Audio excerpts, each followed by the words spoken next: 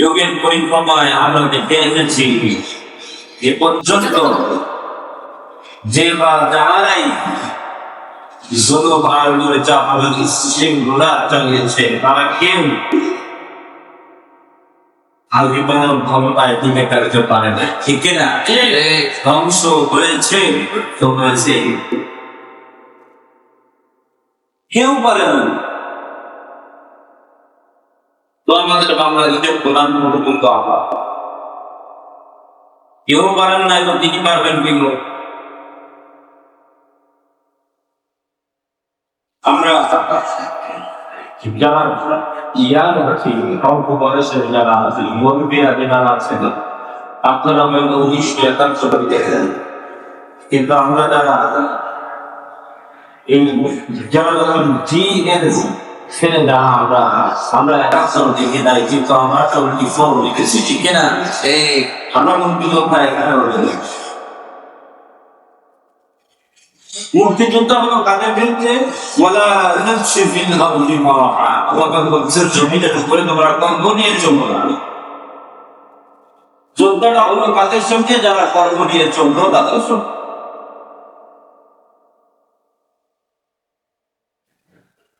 ইন্নাল্লাহা লা ইউহিব্বু কুল্লা মুখতালিন ফাখুর, অর্থাৎ এই অহংকার নিয়ে চলা ব্যক্তিকে যিনি কে পছন্দ করেন না? আল্লাহ নিজেই পছন্দ করেন না। যাকে আল্লাহ পাক পছন্দ করেন না তাকে তো কোন কায়নাতও পছন্দ করে না।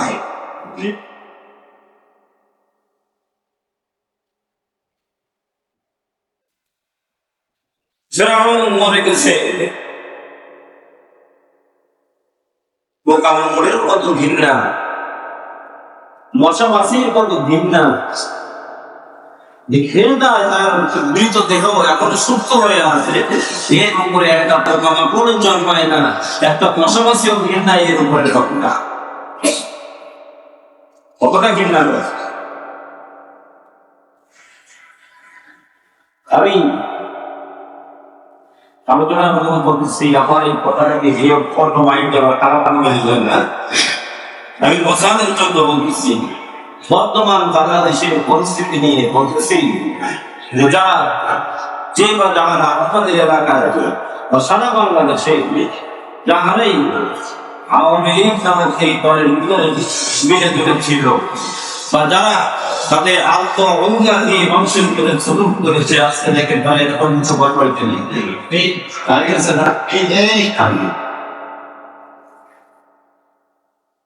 আজকে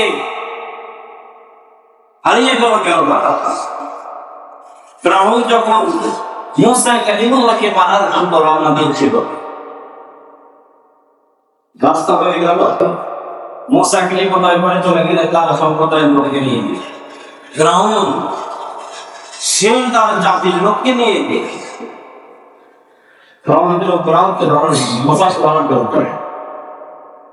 তিনি কিন্তু এখানে তিনি বললে আমার মনে হয় তার সম্মানটা একটু বাড়ানো লাগবে, ঠিক না? তিনি শব্দটা সবার জন্য মেলে না, সে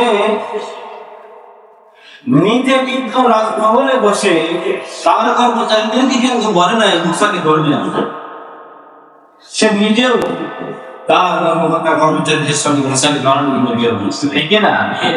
এমনকি যখন তারা নিম্নদের নিকটে এসে গেল, যখন তারা দেখলো ত্রিপালহীন পানি দাঁড়িয়ে আছে রাস্তা বাসরান দিয়ে, ফিরআউন কিন্তু তার জাতির লোক শুধু বলে নাই তুমি বলে বলতো আমি টাকায় কামাবো, এই কথা কিন্তু বলে নাই। তার জাতির লোকদেরকে সাথে করে নিয়ে ফিরআউন কিন্তু নদীর ভিতরে নেমে গিয়েছিল। লোক যখন বিপদের পানি আর দেখাই হলো, তার জাতির লোক পানিতে ডুবে মরেছে, এমন কিন্তু হয় নাই, ফিরআউন পানির ভিতরে বলে, ঠিক কিনা? আজকে আওয়ামী লীগের এই করুণ দশার ভিতরে যার উপরে ভরসা করে তারা নিরস্ত্র, অসহায়, এতিম সাধারণ মানুষদের উপরে যারা অত্যাচার, জুলুম, নির্যাতন, নিপীড়ন চালিয়েছে, আজকে তাদের নেত্রী দেখেন তাদেরকে নদীর ভিতরে নামিয়ে দিয়ে নিজে হেলিকপ্টারে চড়ে বাংলাদেশ পার হয়েছে নাকি তোমার নিজে itu bilang ke sini এই কথা শুনতে হয় কাউ ঠাকুর চলে আপনারা আমাকে হয়তো চিনেছেন আমি প্রায় ৬-৭ বছর আপনাদেরকে আলোচনা করছি আমি ভয় ধরহীন আলোচনা করেছি আমি সে পর্যন্ত কোনোদিন আজকে হয়তো একটু নাম করে বলতাম কিন্তু এ যাবত কাল আমি জালিম শব্দটা উচ্চারণ করে আপনার জন্য বাবা বলেছি বের হতে দিয়ে এজন্য জাতিকে যারা রাজবার বানাবেন খেয়াল করবেন আমার রাজবার নাকি আমাকেই ফেলে চলে যায় এর দিকে তাকান আল্লাহ পাক রব্বুল আলামিনের বর্ণনা সূরা আবাসার উপরে يوم يفر المرء من أخيه وأمه وأبيه وصاحبته وبنيه Allah কিন্তু মুসলিম কিয়ামতের ময়দান যখন কায়েম হবে তখন ভাই ভাইকে দেখে ছড়াবে ছেলে তার বাবাকে দেখে বলাবে কেউ কারোর পরিচয় দিবে না অর্থাৎ বিপদ যখন দেখা যাবে সামনের পরে তখন তার নেতাও তার পরিচয় দিবে বলে ঠিক না তার উজ্জ্বল দৃষ্টান্ত বাংলাদেশে 5 আগস্ট ঘটে গেল এজন্য জাতীয় রাজবার যারা বানাবেন তাদেরকে রাজবার বানান যারা বিপদের সময় আত্মার কাছে রাখবে আপনাকে ছেড়ে চলে যাবে আমাদের বাংলাদেশে ছয়টা শাসক আরো একজন ছিল হোসাইন মোহাম্মদ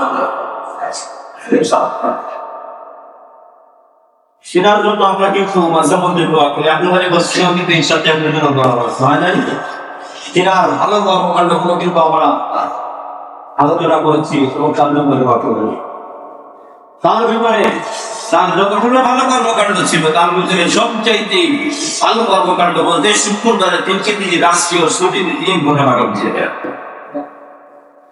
তিনি যখন ষড়যন্ত্র চালান এই তো তার জনগণগুলোকে ফেলে রেখে চলে যাচ্ছে কিন্তু কারাগারে বন্ধু ভেজা রেখে যাচ্ছে বাংলাদেশের ইতিহাসের পাতায় এটা দেখা যায় এজন্য যারা আত্ম অহংকার নিয়ে গর্ব নিয়ে সমাজের বুকে চলাচল করেন বিশ্বাস করেন আপনার এই আত্ম অহংকার আর এই গর্ব বেশি দিনের নয় অনেকের জন্য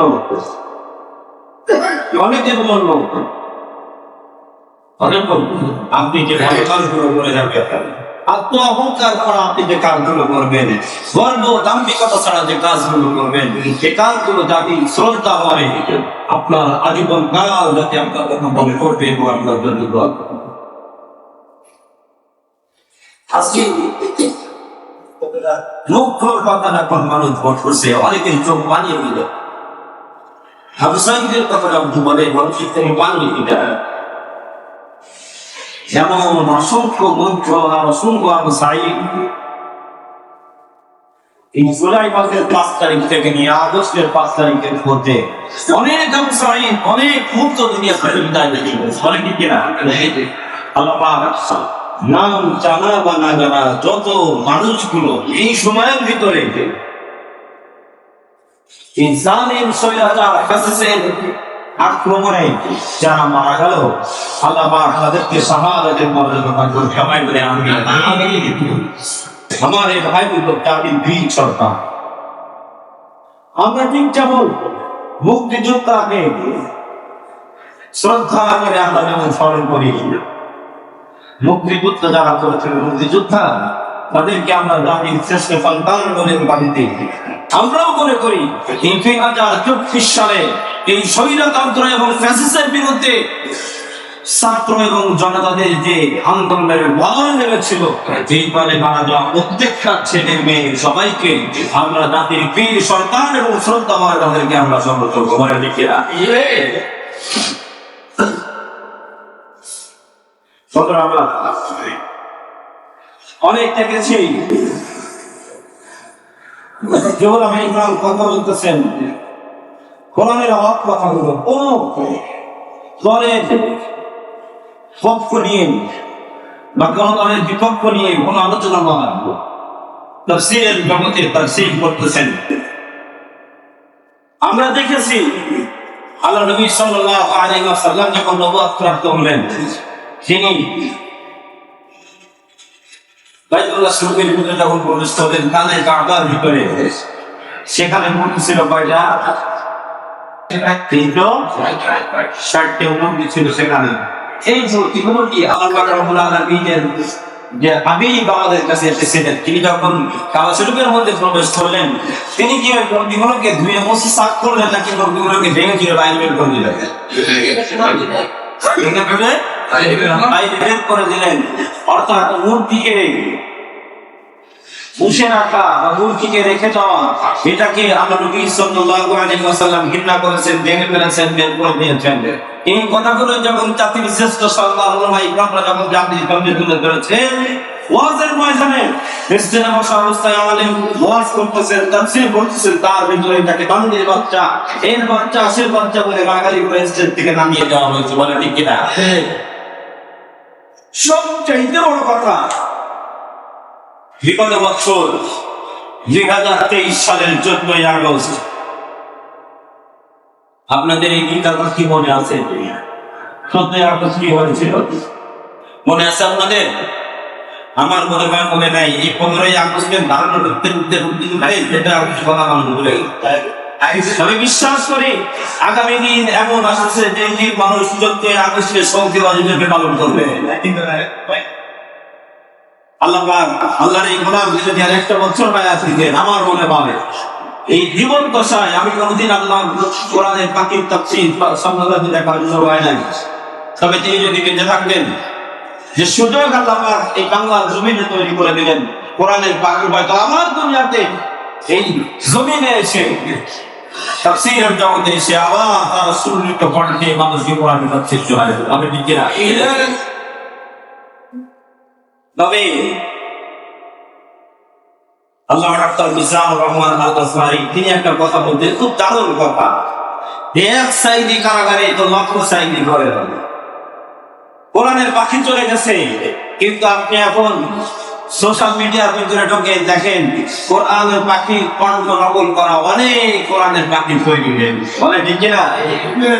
অনেকে হয়তো দেশের সার্বিক পরিস্থিতি বিবেচনা করে কোরআনের হওয়া কথাগুলো পরিষ্কার ভাবে মানুষের সামনে তুলে ধরতে পারতো না, সেটা ইঙ্গিত অনেক কথা শুরু করে। তবে ধর্মপ্রাণ মুসলমান আশা করতেছি ইনশাআল্লাহ আগামী দিনগুলো এমন আসবে যেখানে মানুষ কোরআনের তাফসীর শুনে তারা তাদের দিনকে শান্ত করতে পারবে ইনশাআল্লাহ। এদিন আর কারোর কাছ থেকে অনুমতির হয়তো প্রয়োজন হবে না, কোন আওয়ামী লীগের নেতাকে দিয়ে দেওয়ার প্রয়োজন হবে না। যদি কেউ কোন তাফসীর প্রোগ্রামে বাধা দিতে আসে, আমার মনে হয় ছাত্র জনতা যেভাবে তারা রুখে দাঁড়িয়েছে স্বৈরাচারের বিরুদ্ধে, কোরআনের বিরোধিতায় কোন আইন যদি বাস্তবায়ন হয় বা যেখানে কোরআনের কোন আইনকে বাধাগ্রস্ত করা হবে সেখানে দেখবেন ছাত্র জনতা সমস্ত অন্যায়কে রুখে দিবে। বলে ঠিক কিনা? মানুষের ভিতরে সাহস তৈরি হয়ে গেছে। স্বৈরাচারের অস্ত্রের ভয় এখন আমাদের বিপদ থেকে দূর হয়ে গেছে। আমরা আল্লাহ পাকের শুকরিয়া আদায় করছি যে আল্লাহ পাক আমাদের বাংলাদেশকে স্বাধীন ভাবে মানুষের বাক স্বাধীনতার সুযোগটা আবার তৈরি করে দিয়েছেন। এজন্য আবার বলি আলহামদুলিল্লাহ। মানুষের যত ক্ষোভ তৈরি করতো না যদি মানুষ কথা বলতো, কত কিছু দেখলাম আমরা এই 15-16 বছরে। নতুন করে মানুষের কাছে নতুন একটা খবর, আয়না ঘরের খবর। হায় আল্লাহ, অনেকে বলবে যে আজকে জুমার দিন এসব আলোচনা করতে চান। আমি আত্ম অহংকার করা, গর্ব করা ব্যক্তিদের কথা বলেছি, যারা আত্ম অহংকারী এর মাথায় বেশি মুক্ত ছিল, তারা মনে করতো আমাদের কিচ্ছু হবে। কিচ্ছু হবে না আমাদের, কিন্তু তাদের কথা বলুন। কিন্তু আগামী প্রজন্ম যারা থাকবে এই 4 আগস্ট বা 5 আগস্টের কথা মনে করে যারা জাতি কর্ণধার হবে, তারা সতর্ক হবে যে আমরা যদি এরকম স্বৈরাচার ফ্যাসিবাদী ব্যবস্থা তৈরি করি, সামনে দিন আমাদেরও আসবে যেদিন মানুষ আমাদের কেউ খার ধাক্কা দেবে। যদি জবাবদিহিতা থাকতো তাহলে টোটাল বাংলাদেশের এই রাষ্ট্র কাঠামোর ভিতরে এত বেশি পরিবর্তন করার সুযোগ পেত না। বলেন ঠিক কিনা? এই জবাবদিহিতা নাই, এই জবাবদিহিতা না থাকার কারণে যা মনে এসেছে, যখন যা মনে এসেছে তখন তার। ইনশাআল্লাহ আগামী বাংলাদেশ হবে জবাবদিহিতামূলক বাংলাদেশ, আমরা এটার আশা করতেই পারি। বলেন ইনশাআল্লাহ। আল্লাহ পাক রব্বুল আলামিন যারা বর্তমান সময়ে দায়িত্ব নিয়েছে তাদেরকে নিষ্ঠার সাথে দায়িত্ব পালন করার তৌফিক দান করে আমিন। বাংলাদেশে বিগত 3 দিন বড়ই ভয়ঙ্কর দিন পার করেছে বাংলাদেশের মানুষ।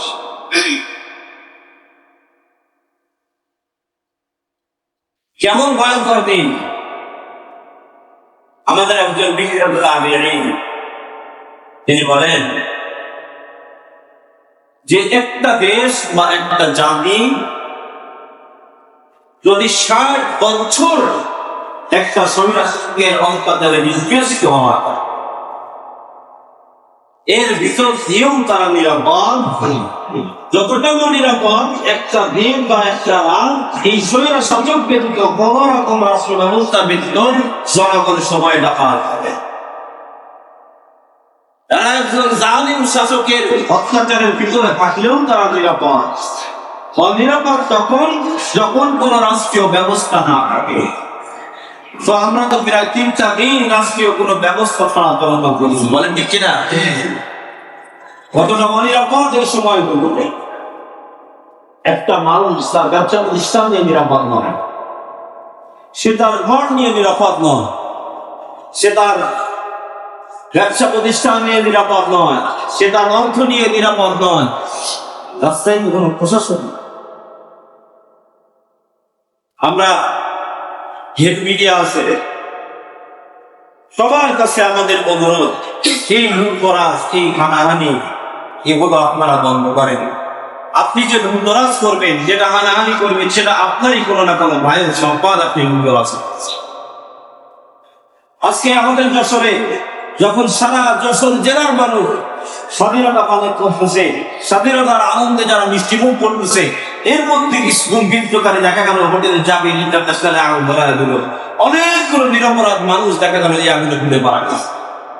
এই স্বাধীনতা তো আমরা চাইনি, এই স্বাধীনতা আমরা চাইনি। আজকে তারা বিগত 16 বছর বা 16.5 বছর ধরে আপনাকে আঘাত করলো, আপনার উপরে জুলুম করলো, আপনার উপরে নির্যাতন করলো। আপনি সুযোগ পাওয়ার সঙ্গে সঙ্গে যদি পাল্টা আঘাত তার উপরে করেন, তার আর আপনার ভিতরে পার্থক্যটা নাই। আপনিও তো জালিমদের কাতারে ধরবেন। চিত্ত ছিল আপনার চারিত্রিক গুণাবলী দিয়ে, আপনার আখলাক দিয়ে তাদেরকে দেখায় দেওয়া যে দেখ তোরা আমাদের করে কিন্তু জুলুম করেছি, বিগত 15টা বছর বাড়িতে আমাদেরকে ঘুমাইতে দাস নাই, কিন্তু দেখ তোদের করে কিন্তু জুলুম আমরা করলাম না, তোদেরকে আমরা মাফ করব। উচিত তো ছিল এটা করা, তা না করে মানুষের সম্পদ হুদু হুদু নেওয়ার বন্ধ এখনো চলতেছে, এখনো চলতেছে। তবে আমরা শুকরিয়া আদায় করতেছি যে আমাদের প্রশাসন ইনশাআল্লাহ আশা করতেছি তারা অল্প সময়ের ভিতরে দায়িত্ব নিবে এবং দেশের আবার সাংস্কৃতিকতা ফিরে আসবে। এই অপকর্মগুলো যারা করেছেন, এই অপকর্মগুলো যারা করেছেন, আপনারা হচ্ছেন কি স্বাধীনতার বিরোধী। আমরা কেউ এই বাংলাদেশের 56,000 সহিংসতা চাই না। আমরা চাই আমরা সব ভাই বোন, আমরা আত্মীয় স্বজন সবাই মিলে মিশে এই বাংলাদেশকে সুন্দর করবো, বাংলাদেশের এই কাঠামোকে আমরা পরিবর্তন করে যে এই কাঠামোর ভিতরে কোনো বৈষম্য থাকবে না, কোনো কোটা থাকবে না, কোনো মানুষের কাছে টাকার বিনিময়ে, অর্থের বিনিময়ে, সম্পদের বিনিময়ে, অন্য কোনো কিছুর বিনিময়ে কোনো কিছু মানুষ পাবে না। যেটা পাবে ইনসাফ ভিত্তিক পাবে। এই ইনসাফ ভিত্তিক শাসন ব্যবস্থা, রাষ্ট্র ব্যবস্থা আল্লাহ পাক রব্বুল আলামিন বাংলাদেশের জমিনে কায়েম করে। আমিন। আমরা চাই এগুলো মানুষ অত্যাচারের শিকার আর না। আজকে আপনি নিরাপদ আছেন বলে আপনি একজন অসহায় ব্যক্তি বা সে তার পাওয়ার ছিল, সে এখন পাওয়ার নাই, তাকে মারছেন। আগামী 5 বছর পরে যে আপনার এই অবস্থা হবে না, আপনি তো নিরাপত্তা দিতে পারবেন না, বলেন ঠিক কিনা? সেদিনও তো আপনার ফলন লাগবে। এই জন্য এই রাজনীতি আমরা চাই না, যে রাজনীতির মধ্যে একজন ভাই আর একজন ভাইয়ের কান্দের করে অস্ত্র টাকাবে, একজন ভাই আর একজনের ভাইয়ের কথায় ছুরি চালাবে, এমন জঘন্য রাজনীতি বাংলাদেশের মানুষ চায় না, বলেন ঠিক কিনা? আমরা চাই সাম্যের রাজনীতি, যে রাজনীতির মধ্যে দ্বন্দ্ব থাকবে না, হিংসা থাকবে না। আমরা সবাই মিলে মিশে এক কাতারে হয়ে আমাদের এই বাংলাদেশের মঙ্গল অর্থনীতিকে আমরা যেন আবার সুন্দর করে হাতিয়ে খুশিয়ে আমাদের এই বাংলাদেশকে সমৃদ্ধির বাংলাদেশ করতে পারি। আল্লাহ পাক আমাদের সবাইকে তৌফিক দান করুন। সবাই বলি আমিন। বন্ধুরা আমার, রাষ্ট্র ক্ষমতার ব্যাপারে অনেক কথা বললাম। এখন আসুন যার যার পারিবারিক দিক থেকে, সামাজিক দৃষ্টিকোণ থেকে যাদের বেশি অর্থ হয়ে যায়, যাদের এখন টাকা পয়সা বেশি হয়ে যায়, সামাজিক অবস্থা দেখবেন তাদের বেশি শক্তিশালী হয়। এই সামাজিক অবস্থা যখন শক্তিশালী হয় তখন দেখা যায় তারা গরিব অসহায় মানুষগুলোকে আর মানুষ বলে মনে করা যায়। এই যে আপনি গরিব অসহায় মানুষগুলোকে মানুষ বলে মনে করলেন না, তো আপনি কাদের মধ্যে সামিল বলেন? ওয়ালা তামশি ফিল আরদি মারহা। ওই ব্যক্তিদের মধ্যে আপনি সামিল বলেন যারা আত্ম অহংকার নিয়ে জমিনের উপরে চলাফেরা করে। এটা যখন আপনি করবেন, ইন্নাল্লাহা লা ইউহিব্বু কুল্লা মুখতালিন ফাখুর, আল্লাহ পাক রব্বুল আলামিন তো আপনাকেও পছন্দ করবে না, তো জমিনও আপনাকে পছন্দ করবে না। জমিনের ভিতরে যত মাখলুকাত আছে তারাও আপনাকে পছন্দ করবে না, তারা তো করবেই না। মাখলুকাতের ভিতরে সবচেয়ে উত্তম মাখলুকাতের যে মানুষ, এই মানুষও আপনাকে ঘৃণা করবে।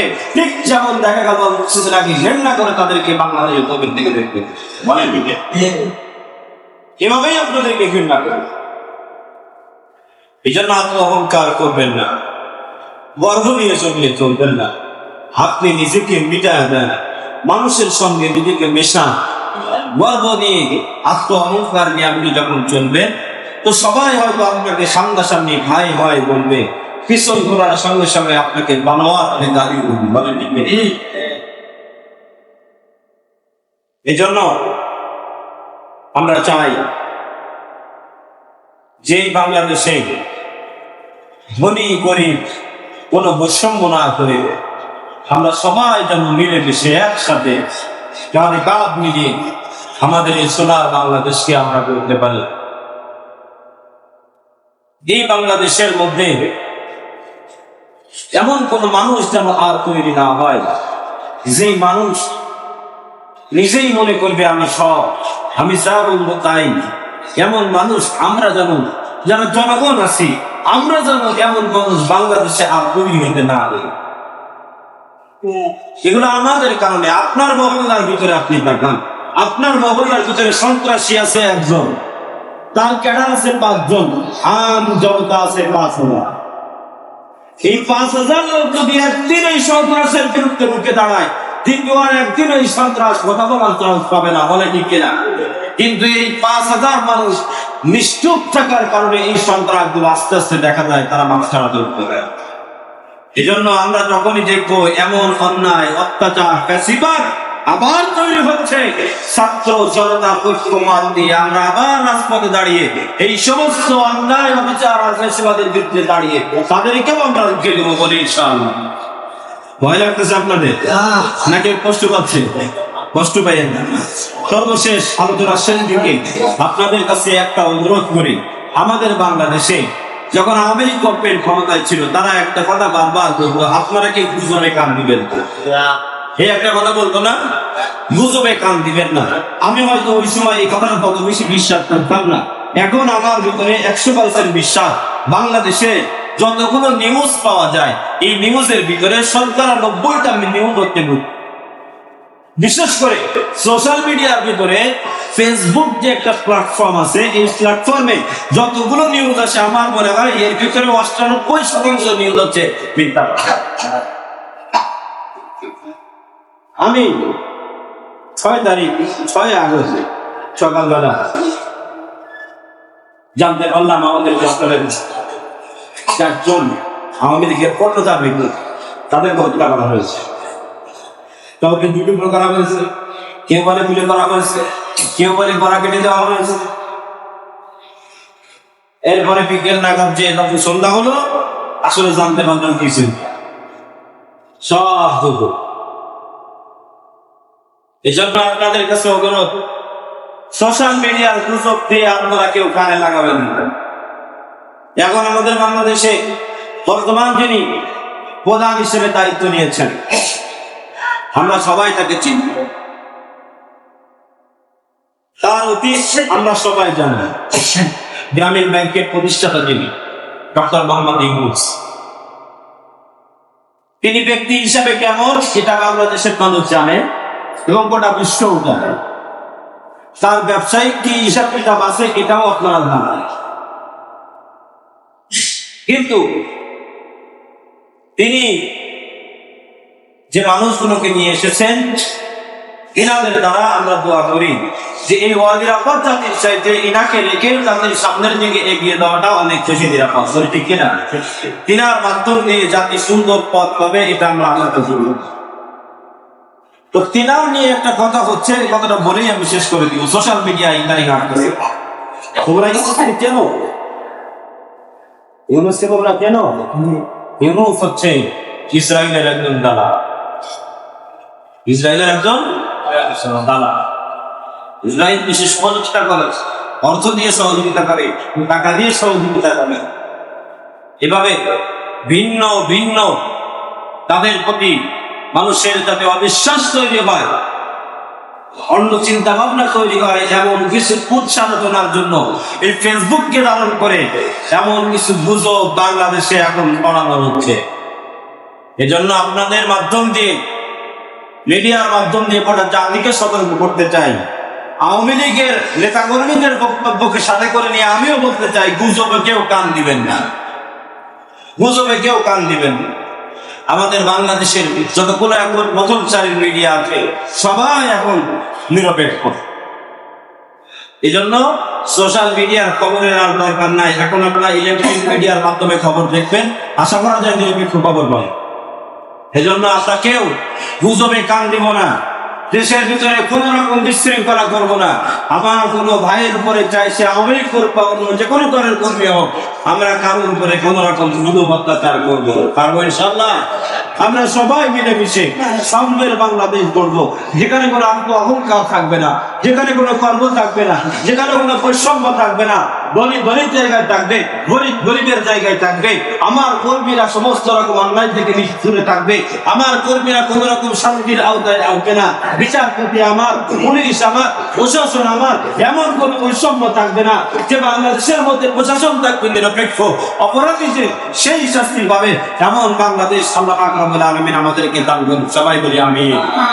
সুবহানাকা আল্লাহুম্মা ওয়া বিহামদিকা আশহাদু আল্লা ইলাহা ইল্লা আনতা আস্তাগফিরুকা ওয়া আতুবু ইলাইক।